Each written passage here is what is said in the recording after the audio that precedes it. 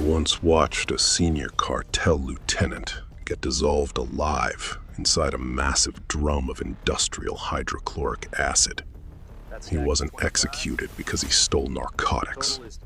And he wasn't executed because he betrayed the organization to the police.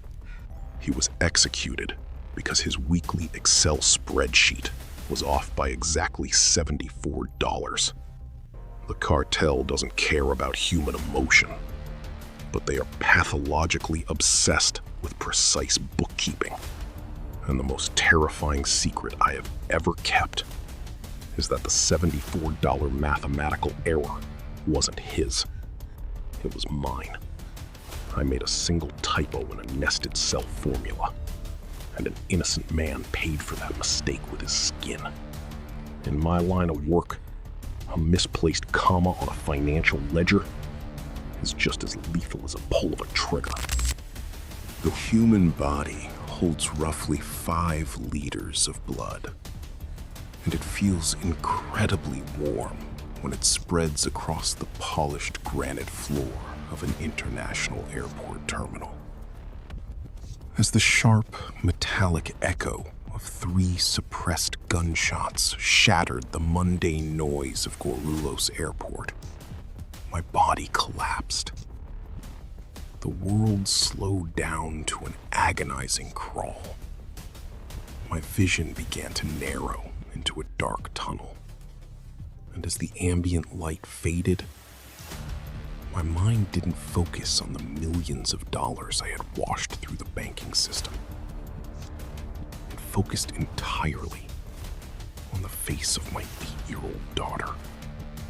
I had a forged passport in my front pocket, a completely simulated identity provided by a corrupted federal witness protection program, and a one-way ticket to Zurich. But the mathematics of the criminal underworld are absolute. The columns must always balance, and the cartel never permits a deficit to go unpaid. Today, I am going to reveal the cold, mechanical reality of how a normal, middle-class accountant became the master financial architect for the country's most ruthless narcotics syndicate, and why the ultimate trap of organized crime always begins with a simple paper envelope filled with cash. Before the blood and the absolute paranoia, I was a ghost. I was 34 years old, running a small, suffocating accounting firm in the gray industrial belt of Santo Andre. My desk was a permanent graveyard of past due notices, tax penalties, bank warnings, and foreclosure threats. My daughter had been diagnosed with a severe bone condition that required immediate, specialized surgery, a procedure my cheap health insurance explicitly classified as a non-covered luxury. I couldn't sleep. My chest burned every night from the crushing pressure of my own failure. Then, on a completely ordinary Tuesday afternoon, a man in a pristine, tailored white dress shirt walked into my office without an appointment. He didn't look like a gangster. He looked like a senior corporate executive. He sat down, placed a thick, heavy manila envelope on my desk, and smiled with absolute calmness. Inside was 20,000 reais in crisp, uncirculated, consecutive 100 real notes.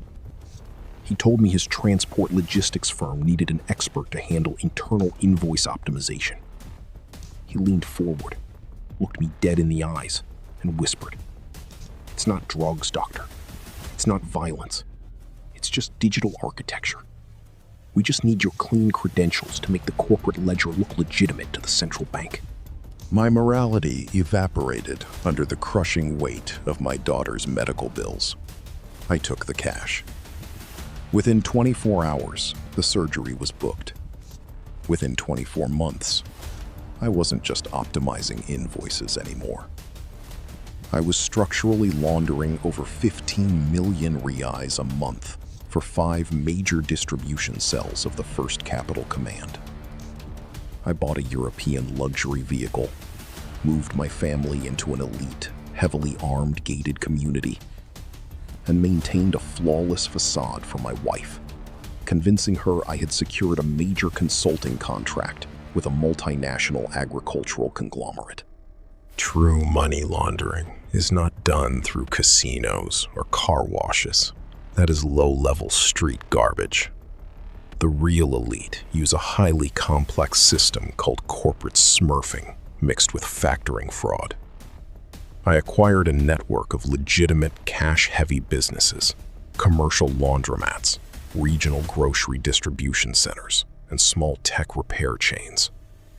We would take 5 million reais of raw, dirty narcotics cash every single week, break it down into thousands of tiny, automated deposits of exactly 9,000 reais, and route them through shell identities into these corporate accounts. By keeping every single transaction just under the federal financial intelligence tracking threshold, the banking algorithms remained completely blind. I felt like a financial deity, insulated by walls of digital static. But in the underworld, your employer is a predatory animal. Everything shattered when a high-ranking distribution lieutenant skimmed 2 million reais from the collection cycle and fled the state. The cartel didn't call an auditor. They called an elimination squad. I was abducted from a quiet supermarket parking lot in broad daylight, a heavy chemical-scented hood thrown over my head before I could even scream.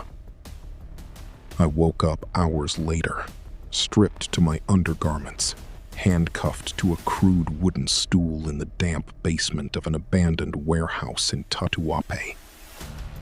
For 9 consecutive hours, I sat under a blinding halogen bulb, while the cold, heavy barrel of an assault rifle was pressed firmly against my temple. A silent teenager stood in the corner, recording my face on a cheap mobile phone. I was forced to reconstruct 2 full years of encrypted corporate ledgers purely from memory, mapping out every cryptographic block path to prove to the cell leader that the missing 2 million was stolen by the lieutenant, not by my accounting. They dropped me on a deserted highway at dawn, alive, but broken. As the car sped away, the man in the white shirt gave me a final, chilling evaluation. The organization respects your mathematical precision, Doctor. But if the columns ever fail to balance again, you will join the lieutenant under the concrete. But the physical terror of the cartel was nothing compared to the cold weight of the federal government. 4 months after the abduction, at exactly 6 in the morning, the federal police blew my front door off its hinges. They didn't need to guess. They had intercepted my server logs through an embedded intelligence informant deep within our banking chain. Inside a sterile federal interrogation room, a prosecutor dropped a document pack on the table and gave me a binary choice: 15 years in a maximum security penitentiary, or absolute disclosure under a witness protection program. I looked through the one-way glass and saw my daughter sobbing in the waiting area. My psychological defense collapsed.